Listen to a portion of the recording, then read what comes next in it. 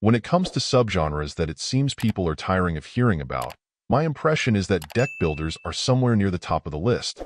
To some degree, I do get it. Ever since the success of the likes of Slay the Spire early on in this generation, there have been quite a lot of them showing up on the system. Now, while I'd argue that there have been several with their own take on gameplay and overall structure, I will agree that there have been many that have settled for changing up art styles and a few details, but pretty well just making variations on the same base. Right out of the gate, then I'll say that Card-en-Ciel very much isn't one of those games, and that's apparent very quickly. Whether based on its very colorful art style, light tactical strategy that uses a grid-based battlefield, or unusual premise that opens the door to a wide array of somewhat familiar characters, there's simply much more going on here than your typical foray into this subgenre on the Switch.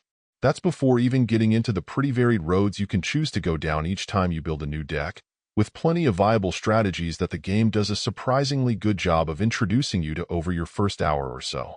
With the unique approach of its story, the game is loaded with references to a variety of contemporary titles, at least tangentially.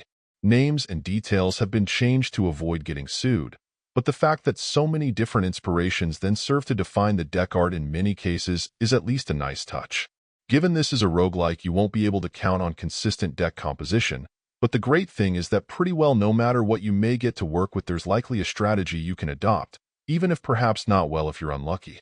While offense is always nice, a variety of buffs, ways to knock down or knock out enemy attack power, and a few layers of different potential strategies will keep you thinking and adapting.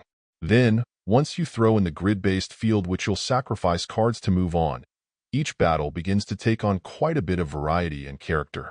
While early-on combat tended to feel like it erred on the side of being too easy, you won't be able to count on that for too long. The result is just a deck builder that looks, plays, and feels different. While the story may not be amazing, and some of the techno-jargon babble at times can be a bit much, the developers also put in some obvious effort to make it more interesting than you'd normally find in the space.